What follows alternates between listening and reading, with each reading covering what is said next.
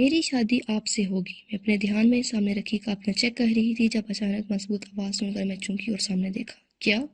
مجھے لگا مجھے سننے میں کچھ غلطی ہوئی ہے، تبھی میں نے اسے دوبارہ پوچھا۔ میری شادی آپ سے ہی ہوگی اور آپ ہی میری دلہن بنو گی۔ اس نے ایک بار پھر کہا تو میں کچھ دیر اسے دیکھتی رہی، جو بہت رعبدار انداز میں اپنی بات کہہ رہا تھا، جیسے اس کی بات سچ ہو جائے گی۔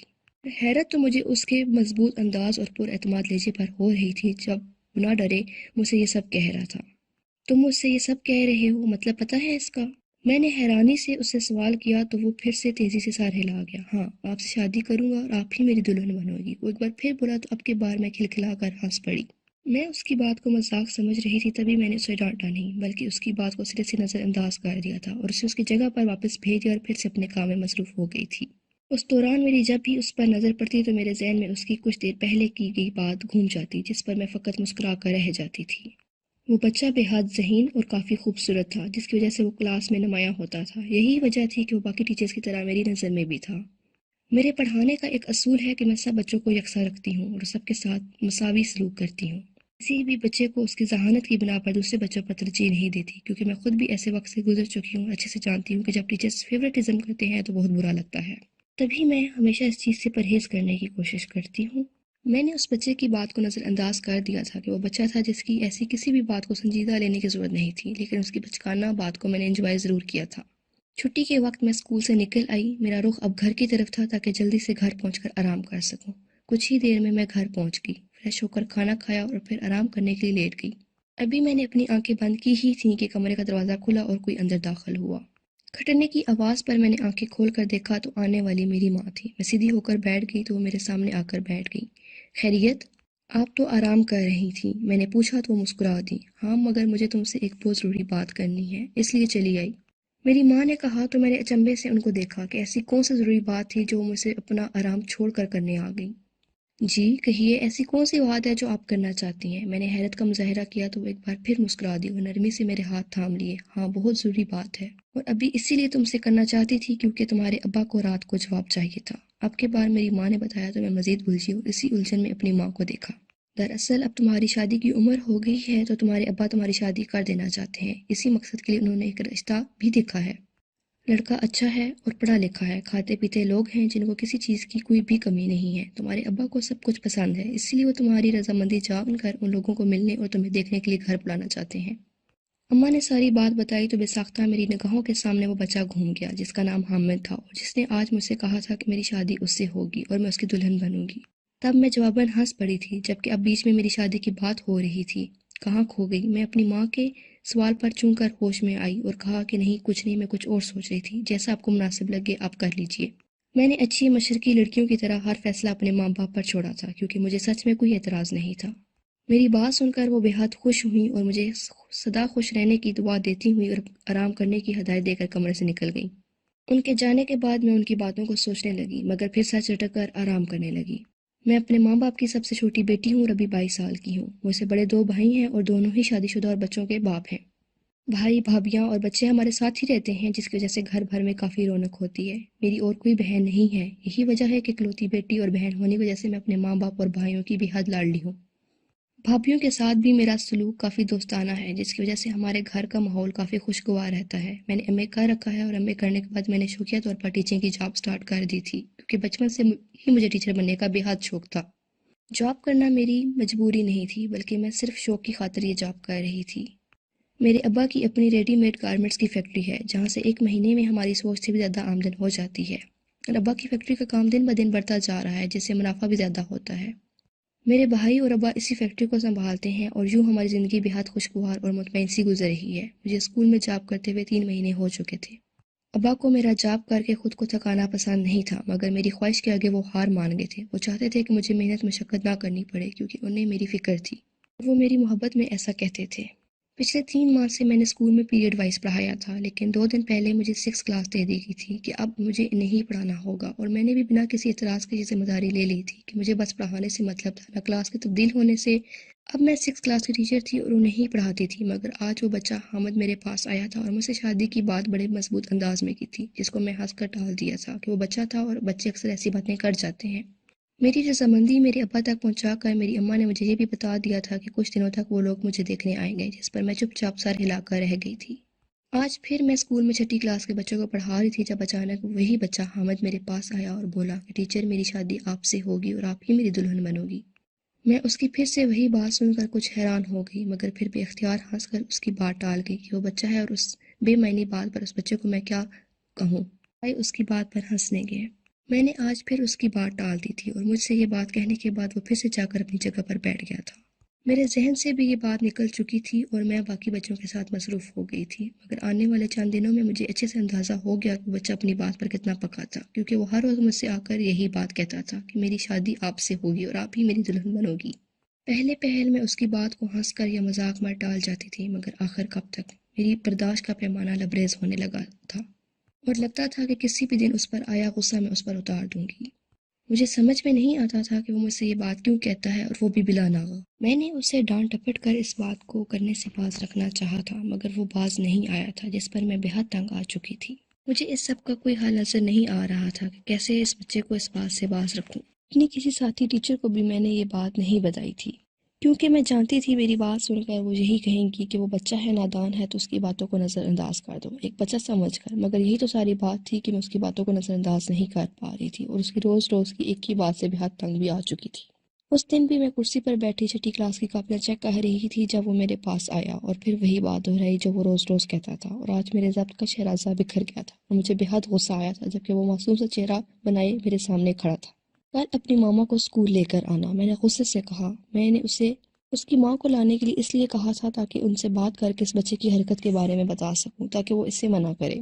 یہ بات تو وہ مان نہیں رہا تھا، مگر اپنی ماں کی بات ضرور مان جاتا۔ میری ماما اسکول نہیں آ سکتی، اس بچے نے پہلے والے پراعتماد انداز میں کہا۔ کیوں نہیں آ سکتی؟ مجھے اس کے انکار پر غصہ تو بہت آیا تھا، لیکن میں نے اپنے غصے پر قابو پا کر نرمی سے پوچھا۔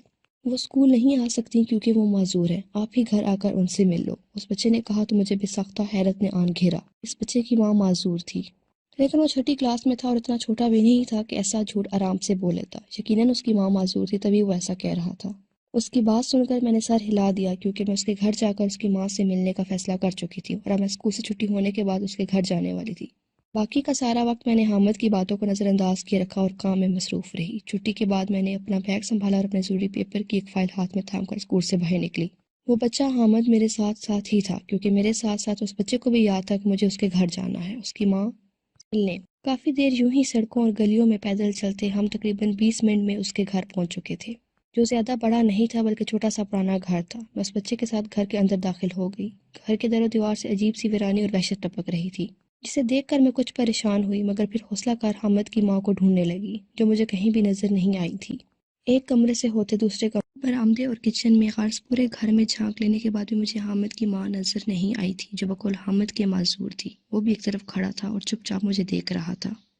پریشان سی بھی حامد سے پوچھنے ہی والی تھی کہ اس کی ماں کہاں، کہ اچانک وہ بچہ بولا کہ اماں اس کمرے میں ہیں۔ میں نے اس کے اشارے پر سامنے موجود کمرے کی طرف دیکھا، لیکن اس کمرے کی طرف دیکھتے ہی میں حیرت کا شکار ہو گئی، کیونکہ میں اس کمرے میں دیکھ چکی تھی۔ وہ خالی تھا، بس وہ سیدھا سا اور پرانا سامان رکھا گیا تھا وہاں، مگر ایک بار دیکھ لینے کے بعد میں پھر سے حامد کے کہنے پر اس کمرے میں داخل ہو گئی۔ ایک بار دوبارہ دیکھنے میں حرج ہی کیا تھا، جو میں نے اندر قدم رکھے میرے پیروں تلے سے زمین نکل گئی، کیونکہ میرے پیچھے ایک سخت اور مردانہ آواز ابھری تھی۔ میں نے حواس باختہ ہو کر تیزی سے پیچھے مڑ کر دیکھا تو میں خوف سے بے ساختہ چیخ اٹھی، کیونکہ سامنے ہی ایک لمبا ترنگا سا مرد اپنی شرر باز نگاہوں سے مجھے گھور رہا تھا۔ کون ہو تم؟ میں نے غصے سے پوچھا۔ دروازہ کھلا ہوا تھا لیکن حامد کہیں نہیں تھا، اور دروازے کے سامنے وہ آدمی کھڑا تھا جس کے سامنے سے گزر کر میں باہر نہیں نکل سکتی تھی۔ وہ کون تھا میں نہیں جانتی تھی، لیکن مجھے اس سے بے تحاشا خوف محسوس ہو رہا تھا۔ مجھے اب پچھتاوا ہو رہا تھا کہ میں نے کیوں حامد کی بات مانی اور کیوں اس کے ساتھ یہاں چلی گئی۔ میں حامد کا باپ ہوں اور اب تمہاری شادی حامد سے ہوگی۔ حامد کے باپ نے کہا تو میری آنکھیں حیرت سے پھٹی کی پھٹی رہ گئی۔ یہ کیا بکواس کر رہے ہو تم؟ میں ششدر سے چلا اٹھی۔ اس پر اس شخص نے ناگواری سے مجھے دیکھا۔ آواز نیچی رکھ کر بات کرو، اس آدمی نے غصے سے غرا کر کہا۔ تم آواز نیچی رکھ کر بات کرو اور چلو، نکاح ابھی ہوگا۔ ایسے کیسے؟ وہ 12 سال کا اور میں 22 سال کی، ویسے بھی میری شادی ہونے والی ہے۔ اپنے بیٹے کے نکاح کا اگر اتنا ہی شوق ہے تو اس کی ہم عمر لڑکی سے جا کر کرواؤ، میں غصے سے بھرے انداز میں کہہ کر تیزی سے باہر کی جانب بڑھی۔ اگر ابھی میں دروازے سے باہر بھی نہیں نکلی تھی کہ اچانک اس آدمی نے میرے منہ پر زور سے ہاتھ رکھا۔ اس کے ہاتھ میں شاید رومال تھا، جس سے ایک عجیب سی بدبو میرے ناک سے ہوتی میرے دماغ تک پہنچی، اور اگلے ہی پل میں اپنے ہوش و حواس سے بیگانہ ہو کر نیچے گر گئی۔ یہ سب اتنی اچانک ہوا کہ مجھے کچھ سوچنے یا سمجھنے کا موقع بھی نہیں ملا تھا۔ میں نے جانے کب تک بے ہوش رہی میں نہیں جانتی تھی، مگر جب مجھے ہوش میں آیا تو میرا سر اتنا بوجھل اور تکلیف میں تھا کہ جیسے کسی نے سر میں پھوڑا رکھ دیا ہو۔ آنکھیں بھی حد درجہ بہاری ہو رہی تھیں۔ اپنی آنکھوں کم پٹیوں کو دباتے ہوئے اپنی تکلیف کم کرنے کی کوشش کرنے لگی، اور جب کچھ سکون ہوا تو میری آنکھوں کے سامنے اپنے بے ہوش ہونے سے پہلے کا منظر گھوم گیا۔ اس منظر کا یاد آنا تھا کہ میری ریڑھ کی ہڈی میں سنسناہٹ دوڑ اٹھی۔ میں نے خوف کے مارے تیزی سے ادھر ادھر نظریں گھما کر دیکھا تو یہ دیکھ کر میرے خوف میں مزید اضافہ ہوا کہ میں کسی ویران اور بوسیدہ سے کمرے میں تھی، جہاں کھاٹ کا بار رکھا ہوا تھا اور وہاں سے ناگوار سے بدبو اٹھ رہی تھی۔ یہ وہ اس گھر کا کمرہ نہیں تھا جہاں حامد مجھے لے کر گیا تھا، کسی کوئی اور ہی جگہ تھی۔ مجھے اب پچھتاوا ہو رہا تھا کہ میں نے کیوں حامد کی بات مانی، کیوں اس کے گھر گئی۔ اگر مجھے پتا ہوتا کہ اس کے گھر جا کر میرے ساتھ ایسا کچھ ہو سکتا ہے تو میں وہاں کبھی نہ جاتی، لیکن ساری بات ہی تو یہ تھی کہ مجھے کچھ بھی پتا نہیں تھا۔ میں نے فون دیکھنا چاہا مگر میرا بیگ میرے پاس ہی تھا لیکن فون نہیں تھا، یعنی وہ آدمی میرا فون بھی لے جا چکا تھا۔ میں تیزی سے دروازے کی طرف بڑھی اور زور زور سے دروازہ پیٹ کر اسے کھولنے کو کہنے لگی، مگر جواب ندارت تھا، جس پر میں مزید گھبرائی۔ نہ جانے میرے گھر والے کتنے پریشان ہوں گے، وہ مجھے غائب پا کر ڈھونڈ بھی پائیں گے یا نہیں، کہیں وہ مجھے غائب پا کر ڈھونڈ بھی پائیں گے یا نہیں، کہیں یہ شخص مجھے جان سے نہ مار دے۔ لیکن یہ تو طے تھا کہ میں اس کی بات ہرگز نہیں ماننے والی تھی۔ میں کیسے حامد سے شادی کر لی تھی جو ابھی محض 12 سال کا تھا؟ باہر دن تھا یا رات مجھے خبر نہیں تھی، کتنی ہی دیر یوں ہی گزر گئی۔ میں بھی سو جاتی اور اٹھ کر بیٹھ جاتی، کیونکہ مجھے بے حد بھوک کا احساس ہو رہا تھا، لیکن وہ آدمی جو حامد کا باپ تھا مجھے یہاں لا کر اور قید کر کر چھوڑ کر جا چکا تھا اور پلٹ کر میری خبر بھی نہیں لی تھی۔ اسی کشمکش اور پریشانی میں سو گئی اور دوبارہ میری آنکھ کھٹکے کی آواز پر کھلی۔ میں نے آنکھیں کھول کر دیکھا تو سامنے وہی شخص اندر داخل ہو رہا تھا۔ اس کے ہاتھ میں ایک شاپر تھا جو اس نے مجھے تھما کر کہا کہ یہ لو کھانا کھا لو۔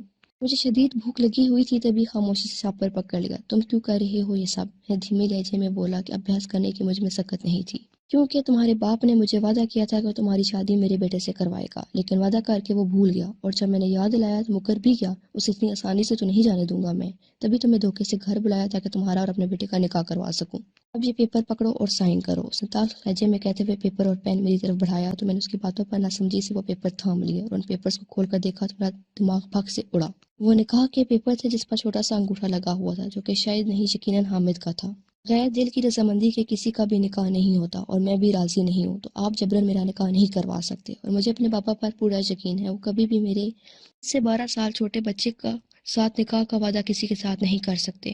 میں نے تڑاق کر کہا تو وہ تیش سے دیکھنے لگا۔ تمہیں تمہارے باپ نے نہیں بتایا ہوگا مگر یہی سچ ہے کہ تمہارے باپ نے مجھ سے وعدہ کیا تھا کہ تمہارا نکاح میرے بیٹے سے کروائے گا۔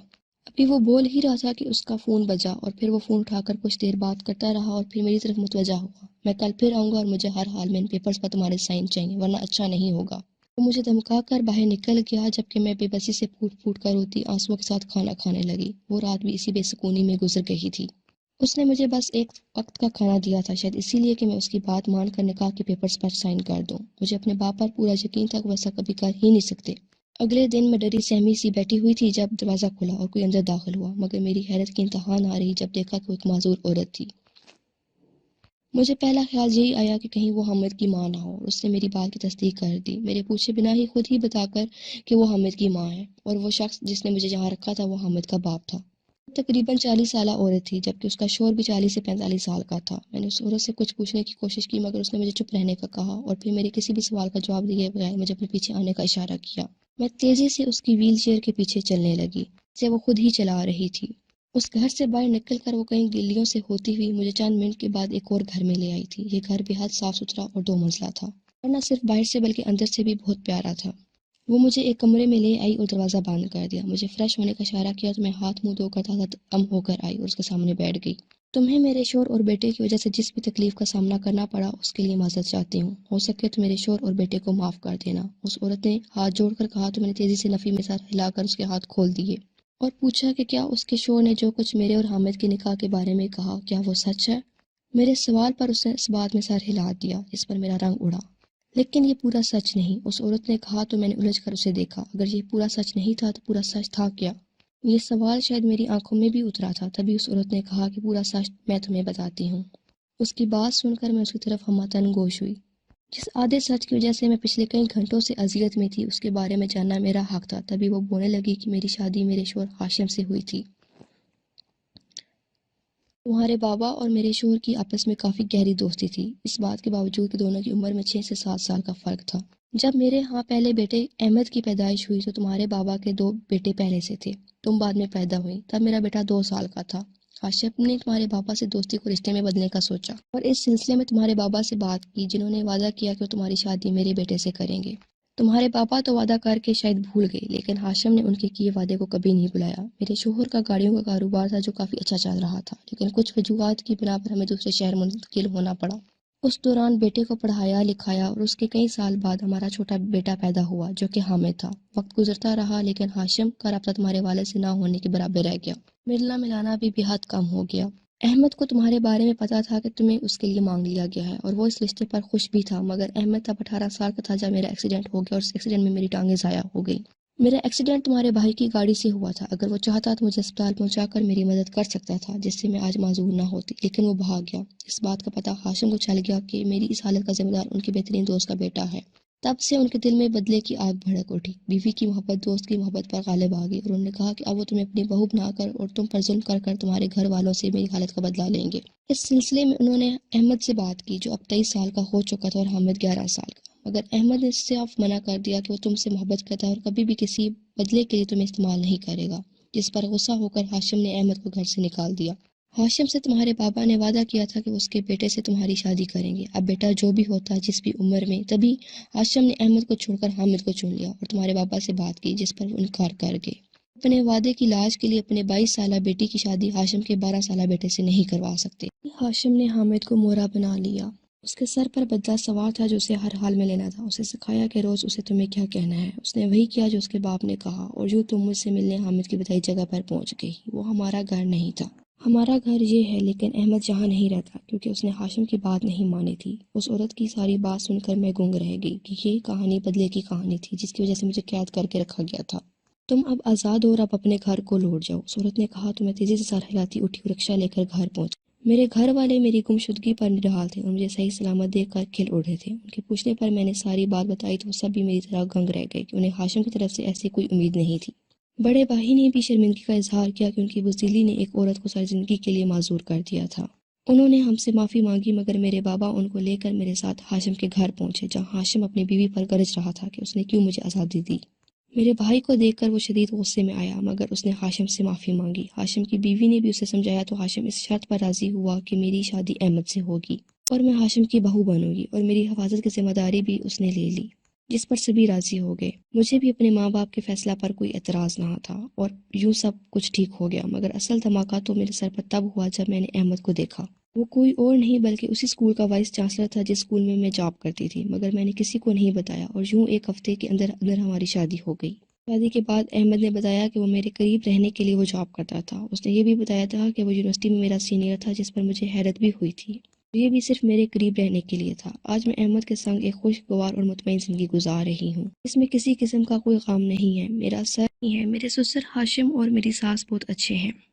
احمد بھی مجھ سے بے حد محبت کرتا ہے اور میری ہر ضرورت کا خیال رکھتا ہے۔ اسکول کی جاب میں نے شادی سے پہلے ہی چھوڑ دی تھی، جبکہ میرے سسر ہاشم کی دوستی میرے بابا سے مزید گہری ہو گئی تھی۔ حامد بھی بڑا ہو گیا تھا، مگر سبھی اکثر اس کی بچپن میں میرے ساتھ کی گئی